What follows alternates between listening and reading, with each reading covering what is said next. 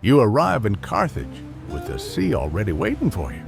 It is there before the stones, before the broken walls, before the scattered columns warming under the North African sun. The water lies calm across the Gulf of Tunis, bright and almost innocent. And that is the first surprise. You expect a place with a name this heavy to announce itself with thunder. Instead, it greets you with light, wind, and silence. You begin to walk. Under your feet, the ground feels uneven, as though the earth itself is still remembering. Here, a line of old stones. There, a fallen column. Farther on, a fragment of wall that once belonged to something large enough to make strangers stop and stare. Nothing rises whole anymore, and yet nothing here feels small. Even in ruin, Carthage seems to hold itself with the confidence of a city that once looked out across the sea and believed the world could be reached by ship. You lift your eyes and see modern life at the edge of ancient memory, a road in the distance, a garden wall, the faint movement of the city beyond. But the past presses close here. It is in the salt on the air. It is in the grass moving between stones. It is in the gull that circles overhead, crying out over ground where merchants once argued, mothers once waited, priests once prayed, and soldiers once sharpened bronze and iron for wars that would decide the fate of the Mediterranean. And that is when you understand that Carthage is not one city. It is many cities layered one upon another, a harbor town, a trading empire, a rival, a ruin, a memory, a warning, a survivor in a different form. So, you do not begin with a date, you begin with a feeling. You are standing in a place where greatness was built, feared, broken, rebuilt, and finally scattered into stone and story. The wind, it moves softly over the hill. The sea flashes in the distance. And as you take another step forward, you are no longer simply visiting ruins. You are entering one of history's longest echoes. You imagine the first ships arriving, not with trumpets, not with prophecy, but with the ordinary fear that travels with anyone who leaves one shore for another. The men on deck are tired. The women below are listening for the change in the waves. Children, restless and sunburned, peer past baskets, jars, and coiled rope to catch their first glimpse of this new coast. What they see is not yet Carthage. It is a good harbor, a slope of land, a place where wind and water seem to offer a kind of promise. That is enough. So they come ashore carrying what matters most: timber, cloth, tools, small carved figures for prayer, storage jars filled with oil, grain, and hope. At first, everything is temporary. A shelter raised quickly, a fire lit before dusk, a watch kept through the night. The sea that brought them here can also take them away, and in those first days no one knows which future will win. But morning follows morning, and the camp begins to settle into a town. Posts become walls, walls become houses. A landing place for boats becomes a working shore. A corner of earth becomes a shrine. Someone marks out space for trade. Someone else marks out space for the dead. That, more than anything, changes a settlement into a home. When the first grave is dug, the place is no longer only borrowed. You can almost see the life taking shape. A sailor checking knots with cracked hands. A mother opening a jar to measure out grain for the evening meal. A trader unfolding dyed cloth before a curious local buyer. Children learning the sounds of more than one language as if that, too, were part of growing up. The city is still young, still looking back toward Tyre, still carrying the habits of an older world. But distance has a way of making people into something new. A colony can copy its mother city for a time. Then seasons pass, children are born, elders are buried, and little by little, without ceremony, a daughter city begins to think with its own hands and eyes and ambitions, no longer merely remembering home, but quietly becoming one here on this bright and unfamiliar shore. You walk downhill toward the harbor, and before you see it clearly, you hear it. Wood knocking against wood, rope dragging across planks, men calling to one another over water. A burst of laughter, a curse, the splash of something heavy dropped where it should not have been. This is not the polished silence of a monument. This is a working city alive in the way only trade can make a city alive. Now the harbor opens before you, crowded with ships from near shores and distant ones. Their hulls sit deep in the water. Their decks are stacked with jars, timber baskets, sacks, tools, bright cloth, dull metal, and everything else people will cross a sea to sell. You smell salt, pitch, wet rope, fish, and grain dust. You feel the heat rising from stone under the feet of men who have no time to stand still. Here is where Carthage becomes more than a settlement. It becomes a habit of movement. Cargo arrives, cargo leaves, prices rise, prices fall. Storms delay one captain and reward another. Nothing about wealth feels magical here.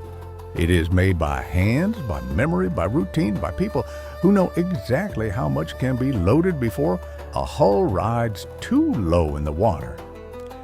You pass a clerk bent over a board, scratched out numbers as fast as ships arrive. You pass a woman at a market stall, pressing grain between her fingers, testing quality without saying a word. A boy pauses beside a mooring post and stares at foreign sailors with the hungry look of someone already imagining the wider world. Nearby, two captains argue over weather, docking space, and who was promised what last season. No empire announces itself in that moment. It smells of sweat and impatience. And yet, this is how empires begin, not only with banners, but with regular routes, not only with ambition, but with account keeping. Families in Carthage grow powerful because they understand distance, timing, risk, and trust. Councils meet, deals are made. Ships push outward towards Sicily, Sardinia, Corsica, Spain, and the long North African coast. With each voyage, the city reaches farther, and with each safe return, it believes more deeply in itself. Standing there, you can feel the secret of Carthage. Its strength is not noise. Its strength is repetition, the steady confidence of a people who have learned that the sea, treated wisely, can be persuaded to carry not just goods, but destiny. And every face around you is helping build the city's future daily. You leave the harbor behind, and the sound of work fades with each step. The shouting softens, the clatter thins, even the air seems to change. Salt and fish give way to smoke, stone, oil, and the sweetness of something burned for reverence rather than a trade. You are entering a center of Carthage now, one less visible to strangers, though no less important. Here, people come carrying burdens that cannot be weighed on a dock. A sailor about to depart, a mother worried over a feverish child, an old man asking for one more good harvest, a young couple hoping that a marriage, new and fragile, will hold. You can feel how the city breathes differently in a sacred place. Voices lower, footsteps slow. Hands that were busy all morning now grow still. A lamp flickers into dimness. Smoke drifts upward in a thin line. Someone places a small offering near the stone with the care of a person doing something practiced and deeply personal. You do not need a sermon to understand what is happening. The people of Carthage do not leave fear at home when they come here. They bring it with them. They also bring gratitude, bargaining, memory, guilt, and hope. You hear the names that matter most, Tanit and Balhammon, not spoken like distant symbols, but like presences woven into ordinary life. Safe voyage, healthy birth, rain in the season, mercy and sorrow, victory if it must come, endurance if it cannot. Much about these places is still debated now, and wisely so. Time leaves fragments, and later ages often judge for too quickly. But standing here, you are not asked to solve every question. You are asked to see that faith in Carthage was not decoration. It lived in the home, in the harbor, in the council, at the grave, and in the room where a flame trembled while someone whispered a promise into the dark. You stop on higher ground and look out past the city toward the wider sea. From here, Carthage no longer feels like a single harbor or a cluster of streets. It feels like a mind reaching outward. Every line of water seems to lead somewhere. Every horizon suggests another port, another bargain, another danger waiting just beyond sight. And beyond sight, there are rivals. To the north and east, Greek cities in Sicily watch the same waters, weigh the same opportunities, and dream their own dreams of command. They build walls, launch ships, and measure Carthage not as a curiosity, but as a threat. The struggle is not constant battle alone. It is pressure. It is maneuver. It is the uneasy knowledge that wealth attracts eyes, and success makes room for envy. You can imagine a commander on a deck at dawn, scanning a far coast through morning haze. You can imagine a trader at home running a thumb along the rim of a cup while listening for news from Sicily. Has a route closed? Has a city changed sides? Has a promise been broken? The answers matter far beyond the men who carry spears. In Carthage, victories are never only military. A safe lane for ships means food on a table. A secure harbor abroad means wages for dock workers at home. A lost outpost means worry spreading quietly through workshops, markets, and courtyards. The city learns to negotiate, threaten, retreat, and strike, sometimes in the same season. It becomes clever because it has to be. Standing here, you sense a truth that great powers rarely speak aloud. No city rises in empty space. Every gain pushes against someone else. Every proud wall casts the longest shadow. Carthage has become strong enough to shape the western Mediterranean, but strength has its price. Across the water, other peoples are learning the city's name, and not all of them speak it with admiration or with open fear. You turn from the sea and feel the mood change at once. The city is still busy, still rich, still certain of its skill, but another power is rising now, inland and restless, a people not born to the open water, yet willing to learn whatever mastery the sea can teach. Rome enters your walk not as destiny, but as a rival with patience, discipline, and appetite. At first, the quarrel gathers around Sicily, that hard-fought island between worlds. To merchants, it is a crossroads. To generals, it is a prize. To both cities, it is too important to surrender. So what begins as pressure becomes war. And war stretches on until it seeps into every corner of life. You imagine a sailor from Carthage standing on a deck in rough weather, already soaked with spray before battle even starts. He knows the sea. He trusts wood, rope, current, and wind. But now he faces an enemy, learning quickly, stubbornly, dangerously. Rome is not supposed to excel here, and yet defeat does not teach Rome humility. It teaches Rome method. That is the new fear. In the markets of Carthage, people still haggle over grain and oil, but news travels faster than bargains. A ship lost, a harbor threatened, another levy of men, another season of expense.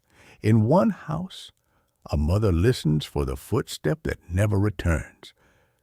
In another, a merchant bends over his accounts and understands that numbers can bleed as surely as soldiers. The war drags on, Rome adapts, Carthage yields ground that once seemed secure.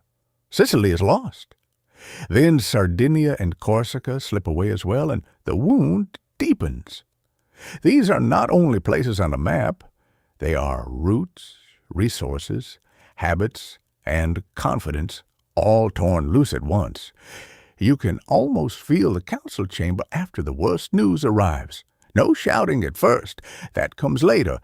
First, there is silence, the hard kind, the kind that settles when proud men realize the world has changed and cannot be talked back into its old shape. Carthage is not finished. Not yet. But as you stand there, you sense that something vital has been broken. Rome has learned how to challenge the great sea power of the West. Directly, you walk into the shadow of one family, and suddenly, Carthage feels different. The city that survived humiliation after the first war with Rome is no longer merely enduring, it is imagining revenge. In the markets, in the harbor, in the courtyards of wealthy houses, people speak more quietly now, but they speak with purpose.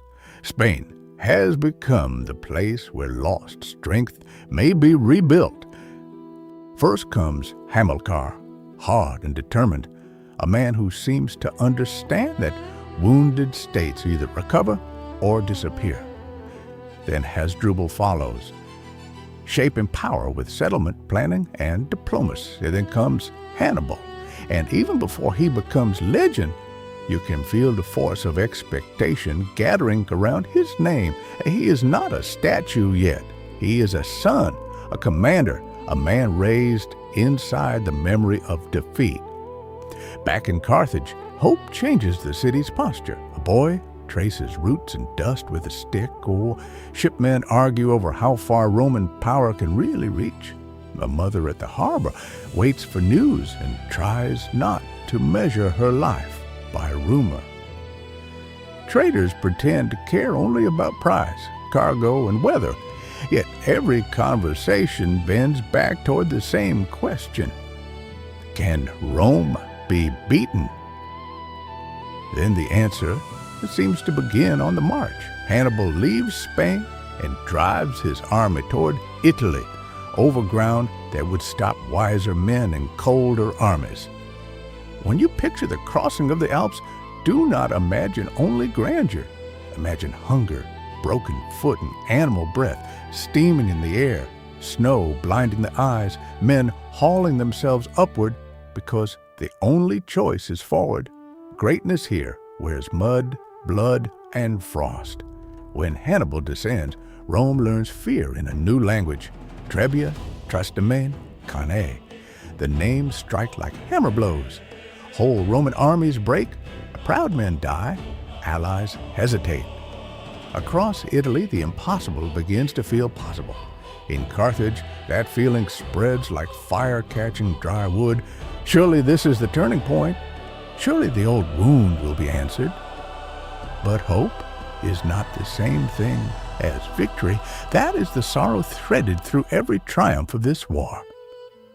You can hear it beneath the cheers, beneath the prayers, beneath the arguments in the square.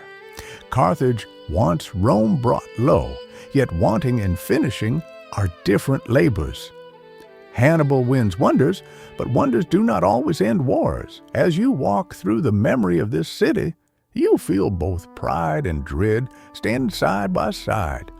Carthage has produced a man who can shake the greatest republic in the West. It has also placed its future upon the narrow edge of one campaign, one lifetime, one will.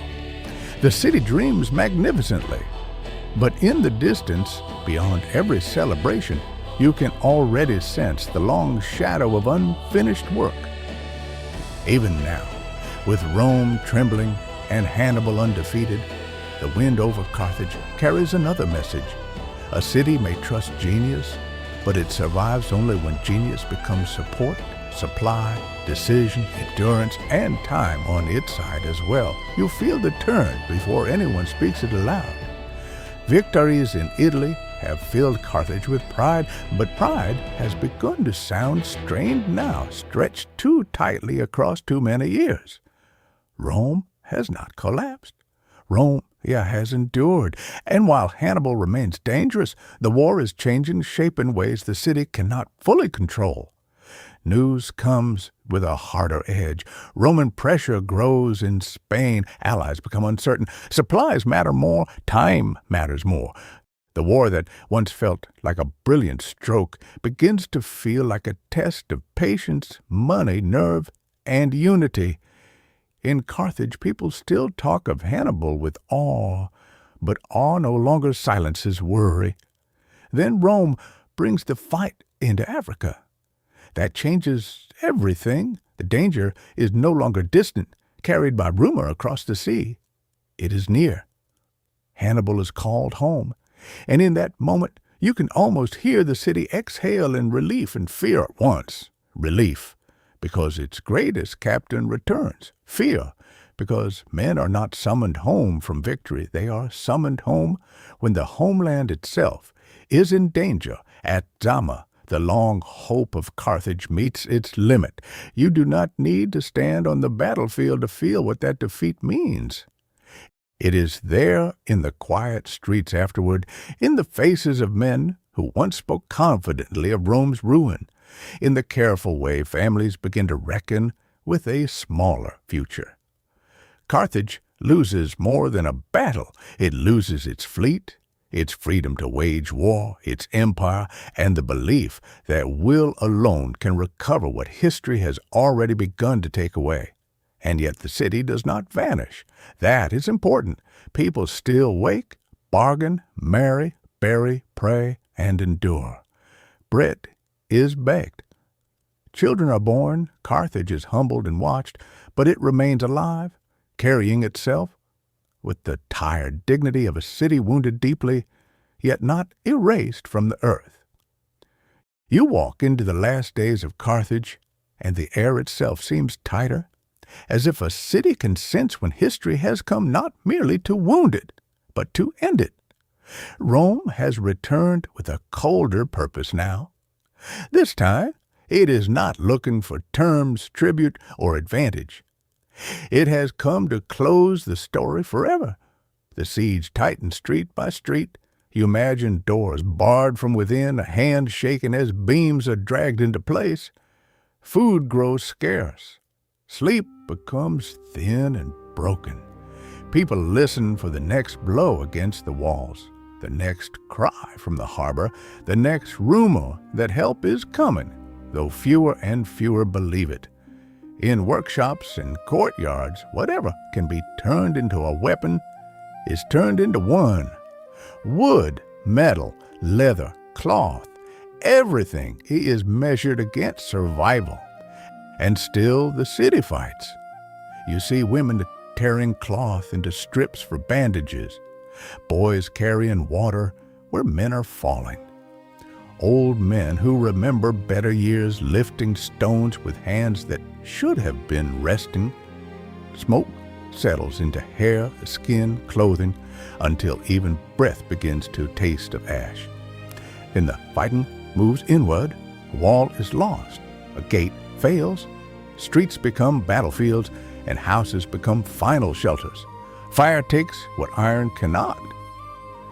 You imagine a father gathering whatever he can carry, though he knows memory weighs more than bread. You imagine a mother turning once toward the room where her children slept when the city still believed it had a future. When the end comes, it comes in flame, stone, and exhaustion. In 146 BCE, Carthage is destroyed, and what dies is more than a state. A harbor falls silent. A market loses its voices, courtyards empty, temples darken. The habits of generations are broken in a handful of terrible days. You stand in the silence after it and understand that a city can die the way a person dies, not all at once, but through fire, fear, memory, and the final failure of hope.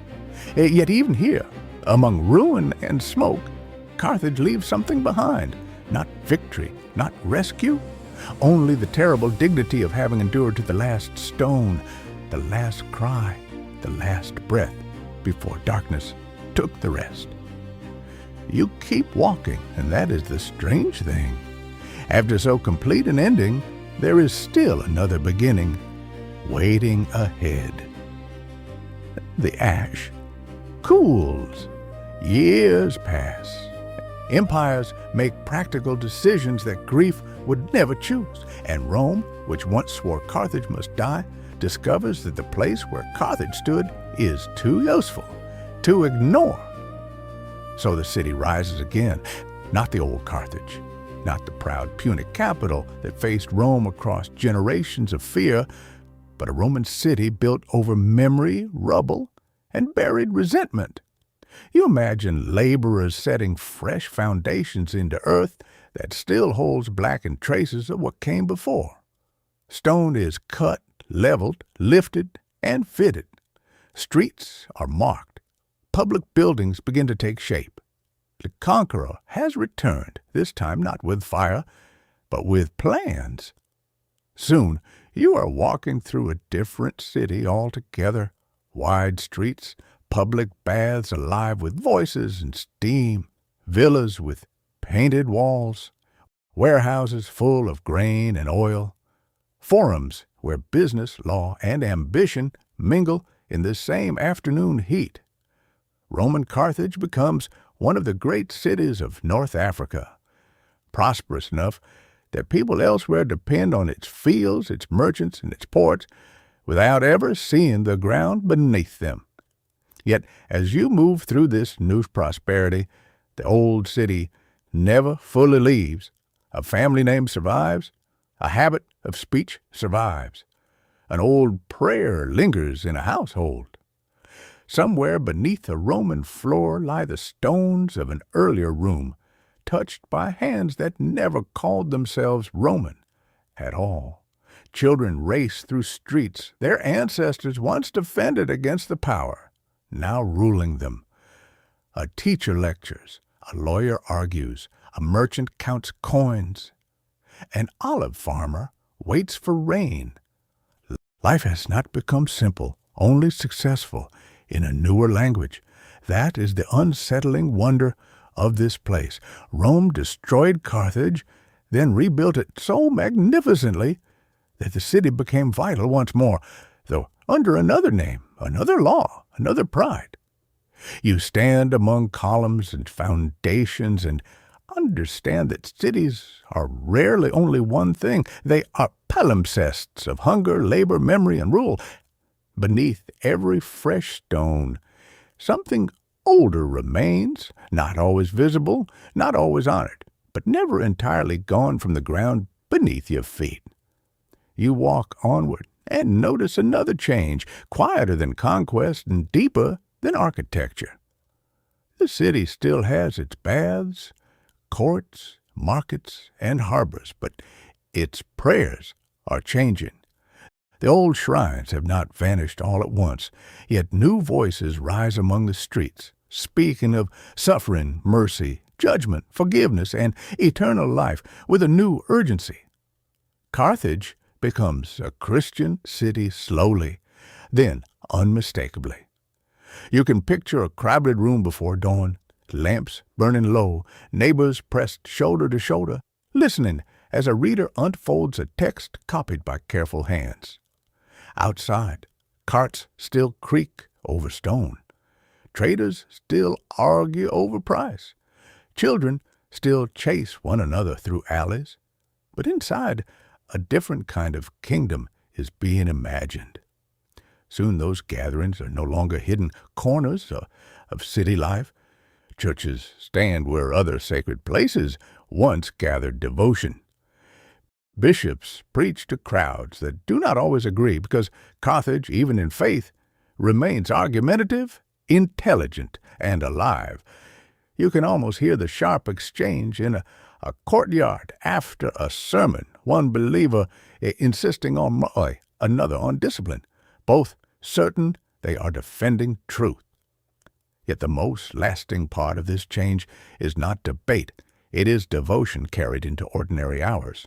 A widow lights a lamp and whispers a prayer for the dead.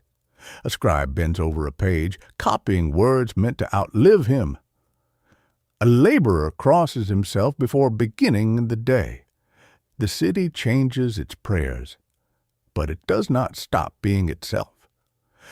Carthage remains restless, eloquent, urban, and full of souls who argue, repent, remember, and hope beneath the same sun that once shone on merchants, generals, and sailors. You walk farther, and history turns its wheel again. The names change, the banners change, the men giving orders from the city's high places change. Yet the streets remain, and so do the people who must learn once more how to live under rulers who speak with different accents and different claims of permanence. In 439, the Vandals take Carthage and make it their capital. To later generations, the word may sound like pure destruction, but for the people standing here, conquest arrives in practical forms first. New guards at familiar gates, new taxes, new fears, new chances, perhaps, for those quick enough to adapt. A family listens at supper as the father explains who rules them now. A trader wonders which connections will survive. A priest measures his words more carefully than before. Then the wheel turns again. In 533, the Byzantines return the city to imperial rule, and Carthage becomes an important center once more, though not in the old Roman confidence you have already seen. Administration returns, soldiers return, officials return, so do arguments, demands, and the quiet labor of adjustment. That is how many people meet history, not as a grand speech, but as a set of new instructions delivered to an old street. Through Vandal rule and Byzantine reconquest, Carthage endures by doing what cities do best, absorbing shock, changing habits, and teaching each new generation how to survive the latest turn of power. Even now, the sea watches unchanged, while governments rise and vanish. You walk into the city's last great fading, and this time there is no second rebirth waiting just beyond the ruin. Another conquest comes across North Africa, and Carthage meets it already old, already layered with too many pasts to defend itself as it once did. When Arab forces take the city in 698, the change feels deeper than a change of rulers.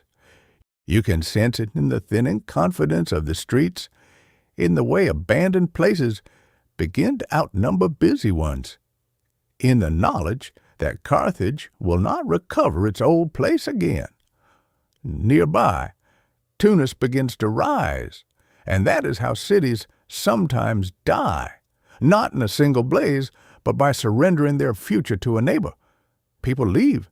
Stone is taken from old buildings and carried away to serve new walls, new houses, new ambitions. What was once the center becomes a quarry, a memory, a place others walk through while speaking of what used to be. You imagine carts creaking under the weight of carved blocks, men prying loose what earlier generations raised with pride. You imagine a child asking why so many broken stones lie near the shore, and an elder answering with a story too large for the evening.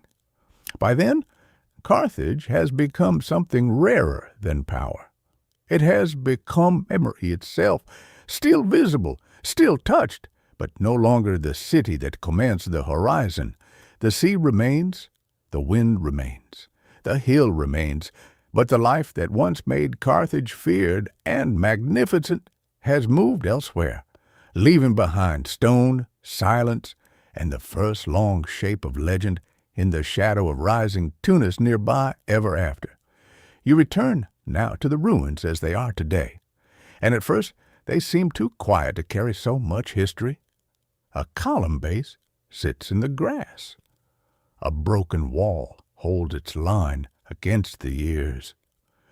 Far off, the sea still shines with the same calm brightness that once welcomed traders, warships, pilgrims, refugees, and conquerors. Nothing moves with the urgency it once did, and yet the place is not empty. It is full of what remains. You walk past foundations that ask you to imagine height, roofs, doors, voices, and daily routines, now gone. Here, baths once filled with steam, gossip, and argument. There, a harbor once crowded with hulls, sails, ropes, and cargo. Somewhere nearby, families once sat down to meals, paused in prayer, worried over money, laughed at their private jokes, and fell asleep believing tomorrow would resemble today. That may be the most moving thing about Carthage. Its greatness was made not only by famous names, but by ordinary lives lived close to the sea. The stones do not tell one story, they tell many.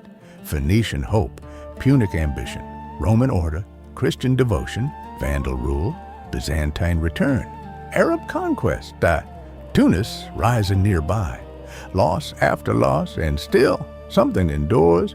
You place your hand on sun-warmed stone and realize that history is never only about what was built. It is also about what was feared, what was defended, what was taken, what was remembered, and what survived in altered form. The ruins ask for imagination, but they also ask for humility. Empires promised permanence here. Wind and light remained longer. As you stand above the water, you understand that Carthage was never only the city of Hannibal or the city Rome destroyed.